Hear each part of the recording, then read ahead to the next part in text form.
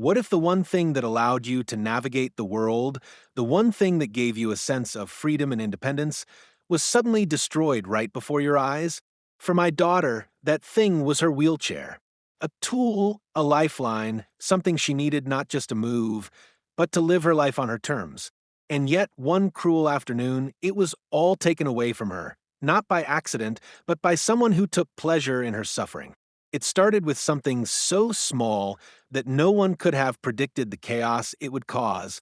A simple parking issue in our neighborhood, a few words exchanged with the HOA Homeowners Association, and suddenly, what should have been a normal day turned into a nightmare that would forever alter our lives. Imagine the horror of watching your disabled child struggle to move, not just in pain, but in complete vulnerability, as the very tool she relies on to live her life is sabotaged deliberately. The moment those tires were shot out, she was left stranded, unable to move, exposed to the elements, and helpless. And to make it worse, the person responsible, the woman who had orchestrated this cruelty, didn't even seem to care. In fact, she laughed at my daughter's pain as she struggled, crawling across the ground, desperate for help, knowing there was nothing she could do but rely on the kindness of strangers. What kind of person would do this to someone? Someone who can't even defend themselves properly, someone who's already fighting a daily battle simply to live? What does it say about the world we live in when people can be so callous, so heartless, that they would take pleasure in watching someone in need suffer? This isn't just a story about a wheelchair or a disability or an overzealous HOA member. This is a story about the depths of human cruelty and the strength of the human spirit. It's about standing up even when you feel the weight of the world on your shoulders. It's about fighting for what's right, no matter the cost. And in the face of a system that doesn't always care, it's about finding the courage to stand tall and say enough is enough. But the question is, will this story end in justice? Or will this HOA, Karen, get away with her malicious actions and leave my daughter and our family to deal with the aftermath of her cruelty? We'll see. But one thing is for sure, this story isn't over yet. It was supposed to be a normal afternoon. My daughter, Sarah, a young woman with a disability, was looking forward to another peaceful day in the neighborhood. Her wheelchair, which has been her lifeline for years, stood as a symbol of independence and freedom. Sarah was born with a condition that made it impossible for her to walk.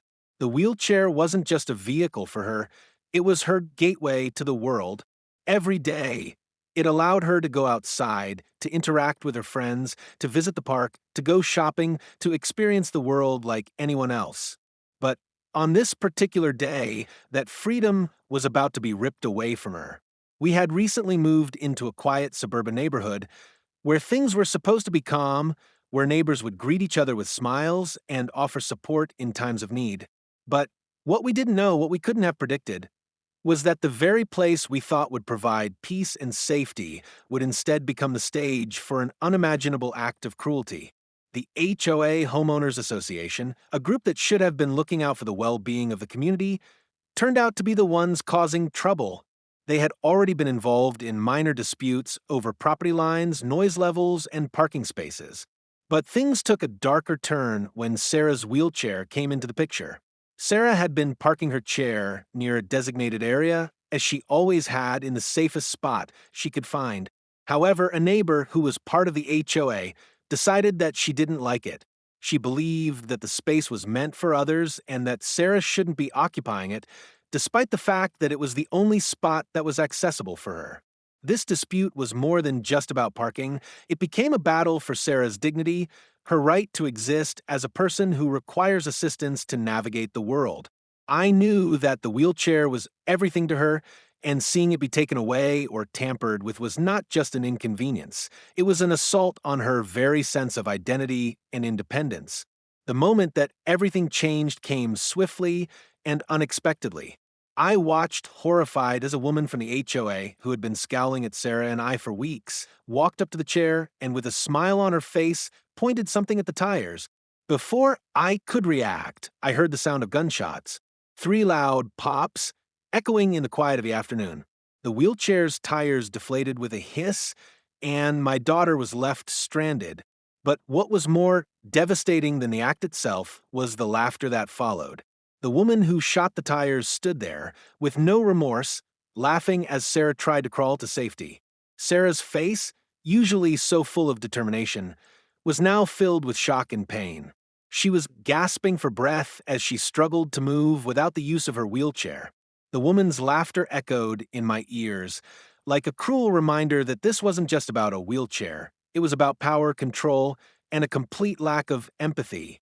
This wasn't just a matter of vandalism. This was personal.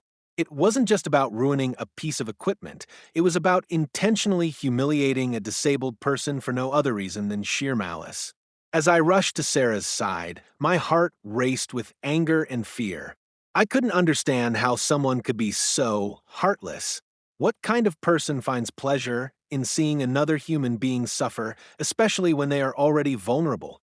But this story, as horrifying as it was, is not just about what happened in that moment.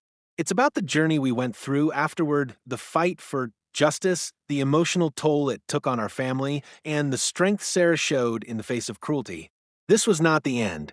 It was the beginning of a much bigger battle, one that would change everything for us.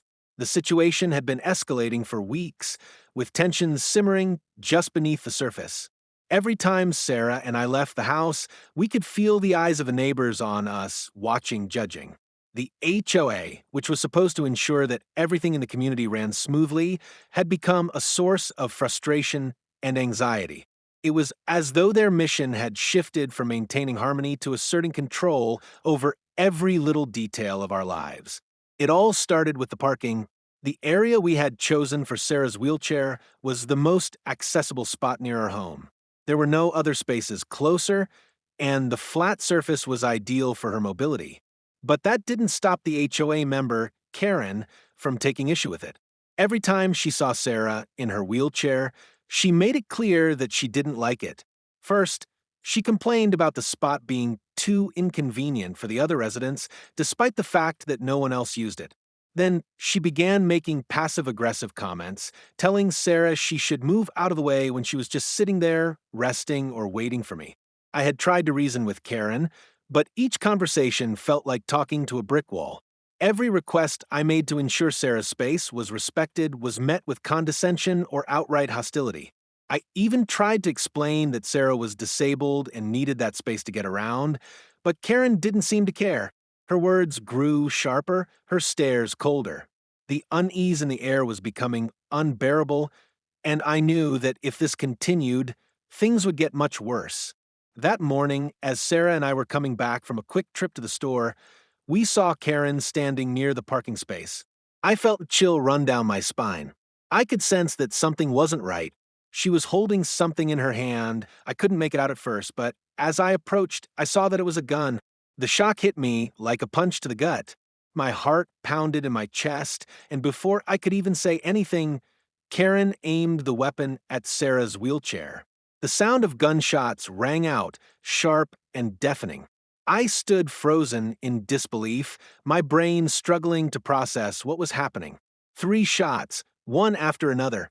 My daughter's wheelchair dropped to the ground with a soft thud, and I watched in horror as her tires deflated. She was stranded. She couldn't move. But what sent a wave of rage and heartbreak through me was the laughter that followed.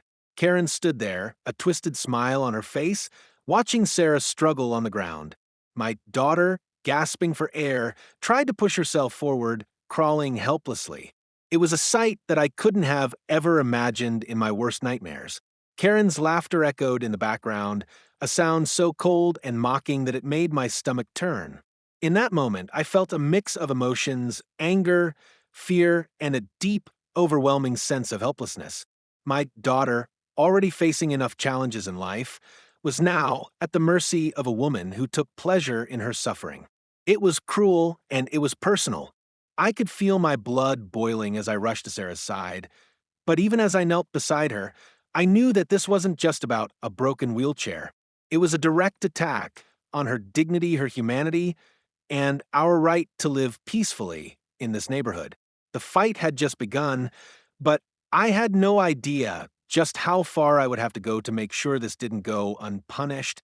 I wish I could say that I saw it coming, but the truth is, nothing in this world could have prepared me for what happened next. One second, I was standing there, trying to comfort Sarah as we made our way back home, and the next, it was as if the world had tilted on its axis. Everything felt distorted, like I was watching a nightmare unfold in slow motion.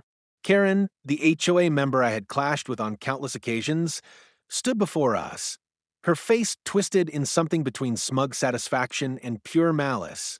She didn't even flinch as I saw her raise something shiny from her pocket, a gun.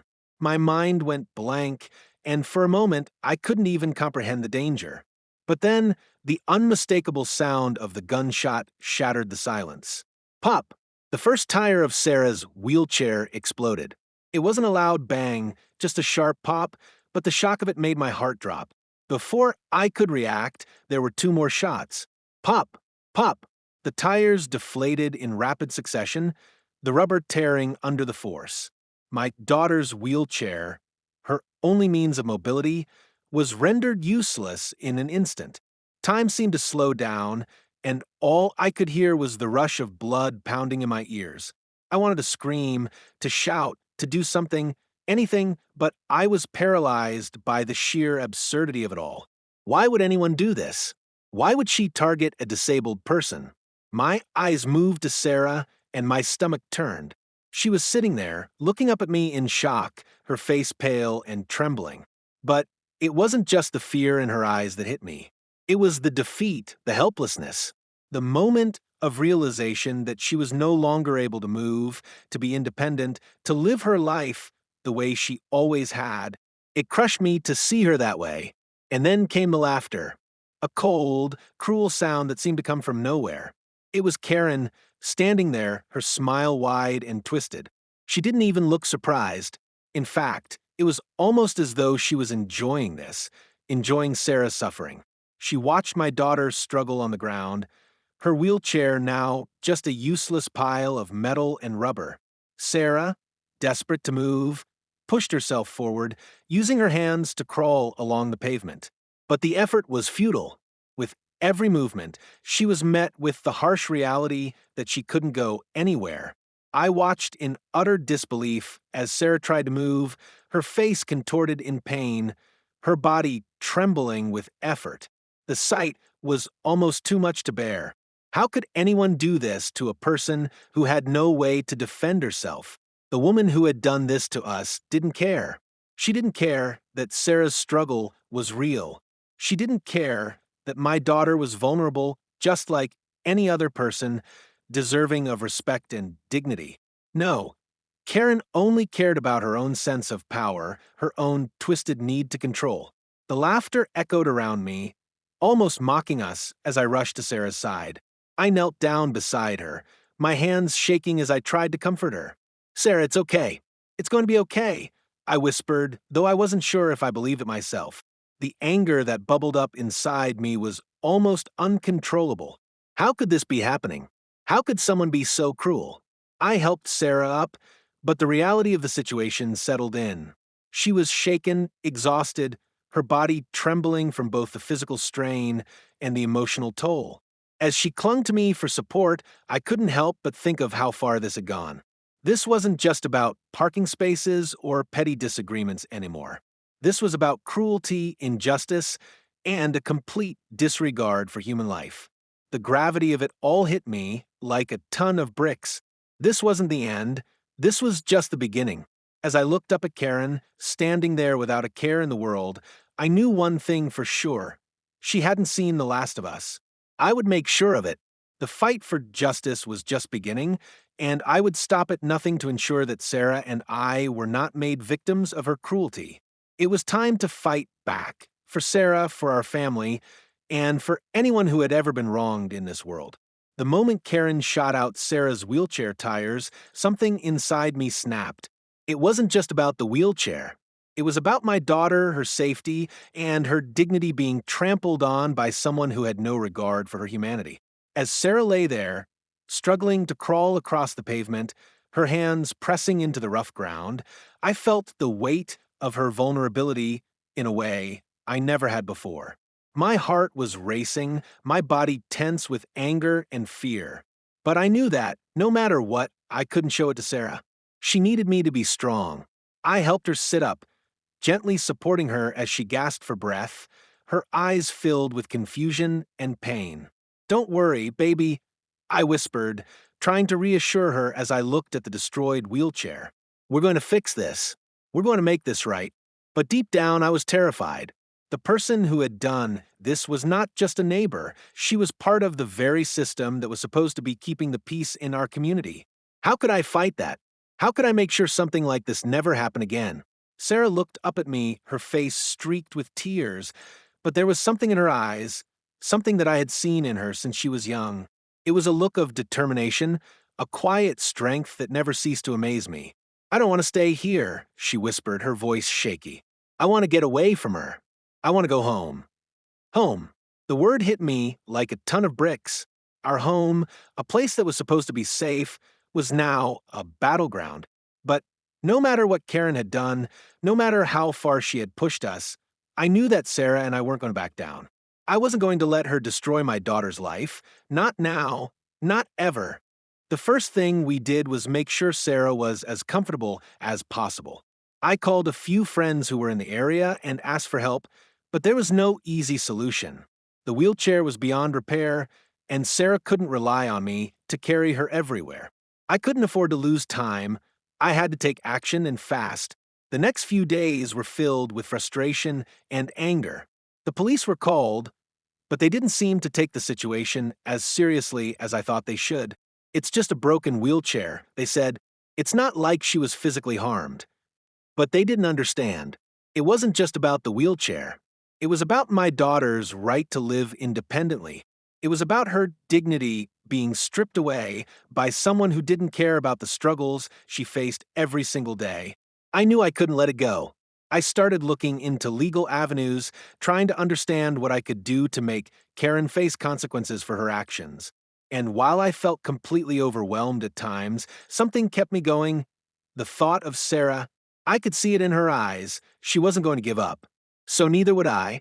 The breakthrough came when I contacted a lawyer who specialized in disability rights and civil liberties. They listened carefully as I explained everything that had happened, and they assured me that what Karen did was not just cruel, it was illegal. Damaging someone's property and causing harm with malicious intent was not something that could simply be brushed aside.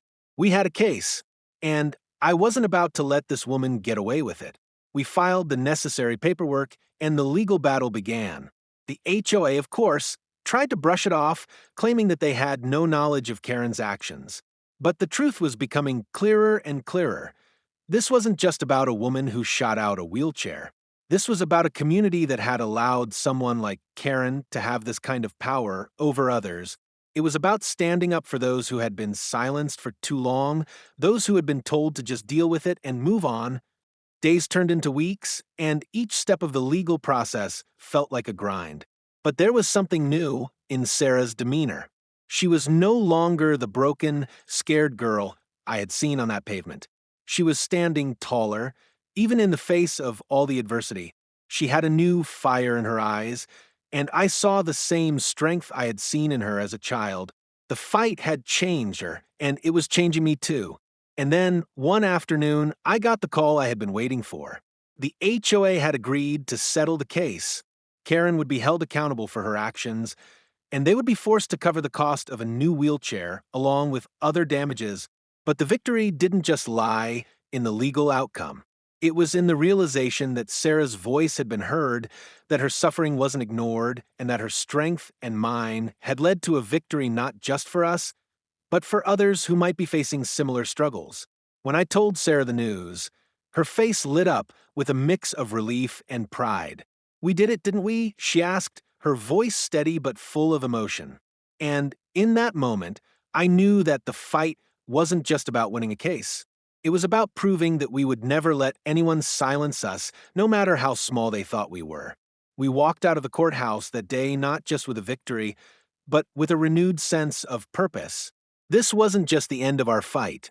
It was the beginning of a new chapter, one where justice could be fought for, and where people like us could have the power to stand tall, even in the face of cruelty.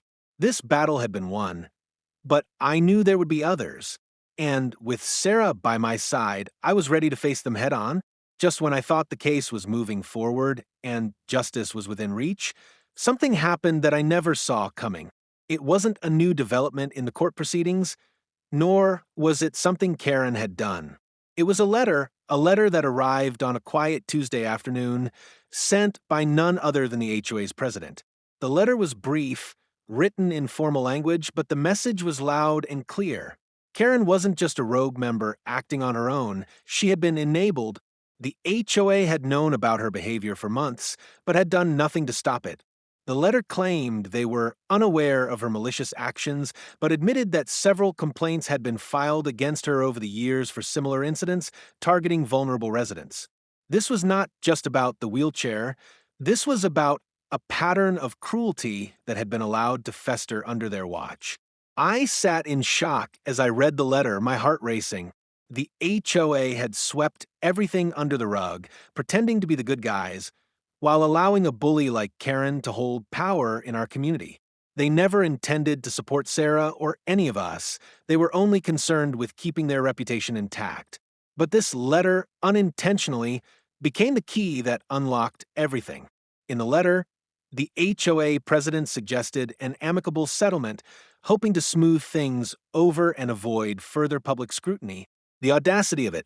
They thought they could just offer us a settlement to make us disappear, to sweep the whole incident under the rug and pretend it never happened. They didn't realize who they were dealing with.